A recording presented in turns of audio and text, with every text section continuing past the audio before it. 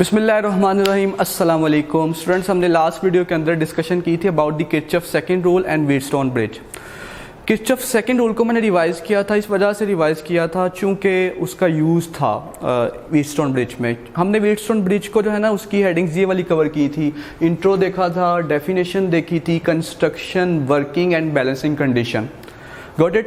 तो वो जो इस्तेमाल था वो उस लेक्चर में तो नहीं हो पाया, सेकंड लॉ का, किरचॉफ सेकंड रूल का, वो हम जो है वो आज की इस वीडियो में करेंगे। मैं थोड़ा सा फिर से रिवाइज कर देता हूँ कि व्हीटस्टोन ब्रिज, चार्ल्स व्हीटस्टोन ने इन्वेंट किया। Intro, definition, unknown resistance of a wire calculate करने के लिए इस्तेमाल होता है। कंस्ट्रक्शन में 4 रेजिस्टेंसेज हैं, ऐसे लगानी है कि एक लूप बने, एक पॉइंट से चलना शुरू करें तो आप वापस उसी पॉइंट पे आ जाएं। बी और पॉइंट डी के दरमियान एक गैल्वानोमीटर लगाया जिसका रेजिस्टेंस RG है। ए और सी के दरमियान आपने एक बैटरी लगाया, सोर्स, ठीक है। ये था कंस्ट्रक्शन। उसके बाद वर्किंग में हमने कहा कि स्विच क्लोज भी हो लेकिन फिर भी गैल्वानोमीटर डिटेक्शन ना दे, तो वो तभी पॉसिबल है जब बैलेंसिंग कंडीशन होगी। बैलेंसिंग कंडीशन ये है कि I1 इस लूप में से करंट गुजर रहा है, मैंने लास्ट टाइम बताया था, I2 इस लूप में से करंट गुजर रहा है। तो I1 और I2 जब इस गैल्वानोमीटर में से ऑपोजिट डायरेक्शन में गुजरेंगे और वो बराबर होंगे। बैलेंसिंग कंडीशन का क्या मतलब है? बैलेंसिंग कंडीशन का मतलब है I1 is equals to I2। Got it. तो जब बराबर होंगे तो वो एक दूसरे को कैंसिल करेंगे और गैल्वानोमीटर डिटेक्शन नहीं देगा, गैल्वानोमीटर डिटेक्शन शो नहीं करेगा, ठीक है, चाहे स्विच क्लोज है। ओके हो गया। अच्छा, अब इस कंडीशन को ही हमने इस्तेमाल करना है और अब हमने देखना है कि unknown resistance of a wire कैसे कैलकुलेट की जाती है, उसका फॉर्मूला क्या है, उसके लिए हमने एक डेरिवेशन देखनी है। तो उस डेरिवेशन के लिए हम क्या करेंगे, अब लगाएंगे, अब इस्तेमाल करेंगे Kirchhoff second rule, Kirchhoff voltage rule. तो हम पहले, अब हमारे पास कितने लूप है, मैंने लास्ट वीडियो में बताया था 3 loops are there, ABDA, BCDB and ADC वापस A। तो हम सबसे पहले अप्लाई करेंगे applying Kirchhoff second rule on loop ABDA। A से चलना शुरू करना है आपने और वापस ए पे आना है। अब आपने बताना है गौर से, ए से जब आप बी पे जाएंगे इस रेजिस्टेंस में से गुजरना है। एनर्जी लॉस होगा, पोटेंशियल लॉस होगा कि गेन होगा? लॉस होगा। और उस लॉस को किससे रिप्रेजेंट करेंगे? नेगेटिव से। तो ये कौन से वाला करंट है? I1 किस में से गुजर रहा है? R1 में से। तो जो लॉस हो रहा है उसकी वजह से नेगेटिव I1 R1। अब आप B पे आ गए हैं, अब आपने B से कहां जाना है? D पे। अब जब B से D पे आएंगे आप, तो अब मुझे बताएं रेजिस्टेंस किसकी है? गैल्वानोमीटर की। अब कितना करंट गुजर रहा है इसमें से, गैल्वानोमीटर में से? I1 गुजर रहा है सिर्फ। I1 भी गुजर रहा है और I2 भी गुजर रहा है, क्योंकि कॉमन ये जो है वो क्या है? ब्रिज है। I1 भी गुजर रहा है और I2 भी गुजर रहा है। तो अब आप नेट करंट कैसे निकालेंगे? देखिए आपके लूप का करंट क्या है? I1, जो कि फॉर एग्जांपल इस डायरेक्शन में, मिसाल के तौर पे, और मिसाल के तौर पे जो इस डायरेक्शन में वो 5 है, और I2 इस डायरेक्शन में और वो 3 है। तो नेट कैसे निकालेंगे? 5 - 3 that will be equals to 2। तो इसका मतलब गैल्वानोमीटर में से जो टोटल करंट गुजर रहा है वो क्या होगा? होगा नेगेटिव ही। नेगेटिव क्यों आएगा बोलो? सोचो जल्दी से, रेजिस्टेंस है, जब गुजरेगा तो लॉस होगा, नेगेटिव आ गया। और क्या होगा? I1 - I2। ये पता लग गया ना I1 - I2 क्यों लिखा। और रेजिस्टेंस कौन से वाली है? गैल्वानोमीटर की resistance, that is RG। V is equal to IR ना। तो I क्या है? I1 - I2 और RG रेजिस्टेंस। अब कहां पहुंच गए आप? D पे। अब D से कहां जाना है लूप कंप्लीट करने के लिए? वापिस A पे। इधर देखें, A से B, B से D, फिर D से A। अब आपकी कौन सी रेजिस्टेंस है? R3। अब आप सोचो R3 में से कौन कौन से वाला करंट गुजर रहा है? जल्दी हरी अप। I1 और कौन से वाला? I3। I1 और I3। तो उसी तरह से रेजिस्टेंस में से गुजरेगा तो नेगेटिव होगा। और क्या होगा? I1 - I3। कौन से वाला रेजिस्टेंस है? R3। तो इन तमाम पोटेंशियल चेंजेस का सम किसके बराबर होगा? किरचॉफ सेकंड रूल के मुताबिक। हरी अप, सोचें, that will be equals to 0। ये आपने किरचॉफ, अगर आपको ये समझ में आ गया ना तो फिर सेकंड वाला जल्दी जल्दी करेंगे दूसरे लूप पे। तो ये आसान सा था, ओके हो गया। अब आपने क्या करना है, once again applying Kirchhoff second rule, लेकिन नाउ लूप कौन से वाला, B C D B. Again आप क्या लिखेंगे, अप्लाइंग, इस इक्वेशन को नाम दे दें, this is equation number A, applying Kirchhoff's second rule on loop, कौन से वाला, B C D B. Okay, तो लेट्स सी, फटाफट मैं लिखूंगा, आपने खुद ही सोचते जाना है कि सर ठीक लिख रहे हैं कि नहीं। बी से सी आए तो मैं लिखता हूं माइनस आई, कौन से वाला, अब 2, आई 2 है इस लूप का, और रेजिस्टेंस क्या है, R2। सी से जब डी पे जाएंगे, मैं लिख रहा हूं, आपने सोचना कैसे आया, minus I2 minus I3, I2 minus I3, resistance कौन से वाला, R4। कहाँ पहुंच गए आप, D पे। अब D से कहाँ जाना है, B पे। तो मैं क्या लिख रहा हूँ, minus I2 minus I1 RG।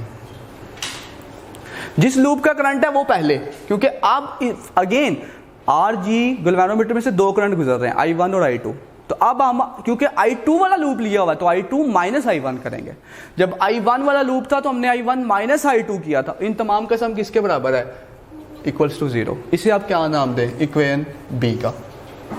बस बात खत्म है। ये आपको वोल्टेज रूल अगर अप्लाई करना समझ में आ गया तो देयर इज नो डिफिकल्टी। अब कोई मुश्किल नहीं बची, आसान, बात खत्म है, बिल्कुल आसान बात। अब हमें यूज करना है यहाँ पे क्या, ये इसका जो बैलेंसिंग कंडीशन वाला हमने कहा था कि I1 I2 बराबर गैल्वेनोमीटर शोज नो डिफ्लेक्शन। अब हम यहाँ पे क्या करते हैं कि बैलेंसिंग कंडीशन अप्लाई करते हैं, I1 is equals to I2।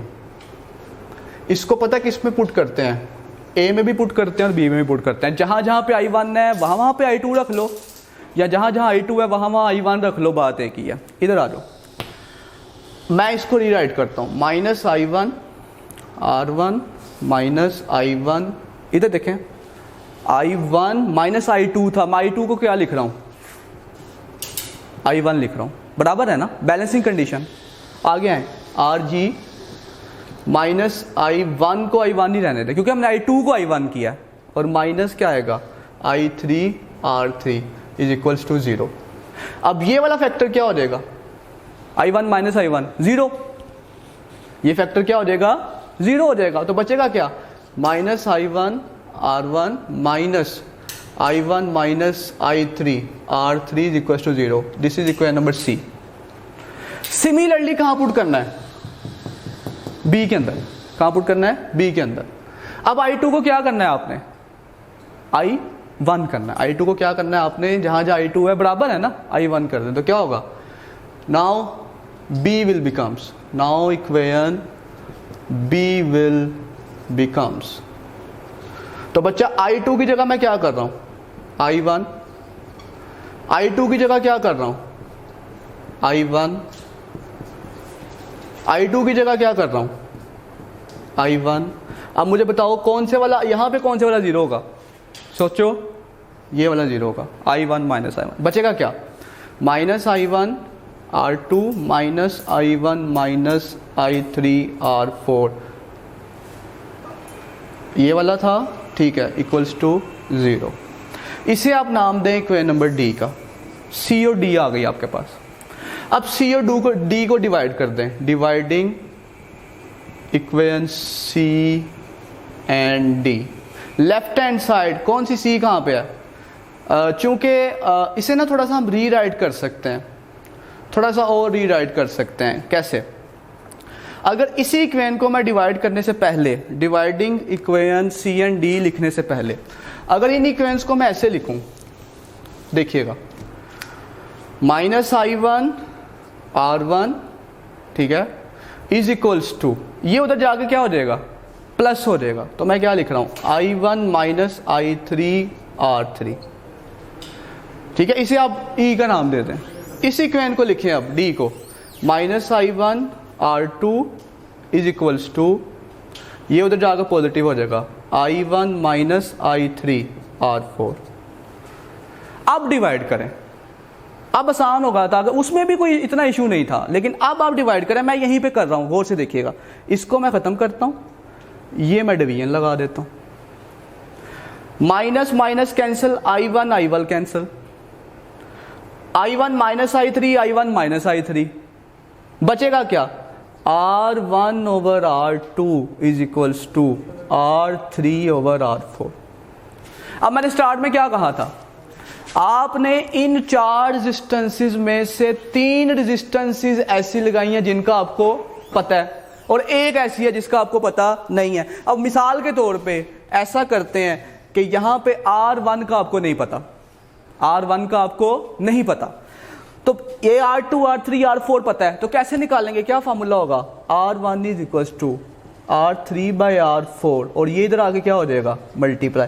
अब इन सब का आपको क्या है पता है, आप इनको मल्टीप्लाई डिवाइड करो तो क्या आ जाएगा, वो वाली आ जाएगी अननोन जिसका आपको पता नहीं है। तो हमने क्या कहा था, Wheatstone bridge is a device which is used to find unknown resistance of a wire. तो किरचॉफ वोल्टेज रूल हमने अप्लाई किया किन लूप पे, इस लूप पे ए बी डी ए पे और बी सी डी बी पे, बैलेंसिंग कंडीशन दोनों में पुट की, सिंप्लीफाई किया, डिवीजन की, और क्या हो गया, आपके पास फार्मूला आ गया कि रेजिस्टेंस कैसे फाइंड आउट करनी है। प्रैक्टिकल है बड़ा अहम, प्रैक्टिकल में इसे as a slide wire bridge के तौर पे इसका टाइटल है, तो वो यही कॉन्सेप्ट है। प्रैक्टिकल जो आपके होते हैं उसमें, इसीलिए ये इतना अहम है, इसीलिए बोर्ड में वो बार बार देता है। बोर्ड में वो वाले आर्टिकल बहुत डालता है जिसके प्रैक्टिकली बहुत ज़्यादा यूज़ है, जो प्रैक्टिकल्स में है, तो वो लॉन्ग के तौर पे इसीलिए अहम होता है। तो मैं थोड़ा सा 1-2 मिनट में फिर से रिवाइज कर देता हूँ। ये जो डेरिवेशन है, हमने क्या किया, अप्लाई किया Kirchhoff second rule on loop A B D A से बी गए, नुकसान हुआ, लॉस हुआ, नेगेटिव, I1 R1, बी से डी आए, बी से डी आए, अब बी से डी आते हुए RG में से 2 करंट गुजर रहे हैं, I1 भी गुजर रहा है, I2 भी गुजर रहा है। आपके लूप वाला करंट I1 है, ये दोनों अपोजिट डायरेक्शन में है, तो आप I1 माइनस I2 कर दें। और ये नेगेटिव क्यों लगाया है, इस वजह से लगाया है चूंकि ये रेजिस्टेंस है तो कम होगा। डी से ए आए तो माइनस 2 करंट फिर से गुजर रहे हैं, I1 गुजर रहा है और I3 भी गुजर रहा है, तो I1 minus I3 R3 is equal to 0। Similarly आपने फिर से रूल अप्लाई किया कौन से वाले लूप पे, बी सी डी बी पे। अगेन आपने क्या देखा, माइनस I2 R2 इधर, और इधर minus I2 minus I3 R4, ठीक है। और फिर D से B जाते हुए minus I2 minus I1 RG, balancing condition apply की, इसी के में भी पुट किया RG वाला फैक्टर 0, ये वाला, और इसे ये आ गया। फिर दूसरा इधर भी पुट किया तो RG वाला 0। फिर हमने इन दोनों इक्वेशंस को C और D को क्या किया था, याद करें, ये नेगेटिव वाला उधर पॉजिटिव किया, ये नेगेटिव वाला उधर पॉजिटिव किया, आपने वो स्टेप करना है, फिर डिवाइड किया, तो फाइनल फार्मूला क्या आया, R1 over R2 is equal to R3 over R4। इनमें से 3 रेजिस्टेंसेस नाउन है, पता है, और एक रेजिस्टेंस ऐसी है जो अननाउन है जिसका पता नहीं है, तो हम इजीली कैलकुलेट कर सकते हैं। क्योंकि बाकिया सारी चीज़ें नाउन है, फार्मूला अब ऐसा आ गया कि बाकिया सारी चीज़ें नाउन है, एक का पता नहीं है तो हम निकाल सकते हैं। तो ये बड़ा अहम आर्टिकल था, इसीलिए इसे मैंने क्यूरियोसिटी क्रिएट करके लास्ट वीडियो में कंप्लीट नहीं किया था, तो इसे पढ़िएगा, इंशाल्लाह बहुत आसान है। तो अपना ख्याल रखें, खुश रहें, नेक्स्ट वीडियो में नया लॉन्ग क्वेश्चन। अल्लाह हाफिज़।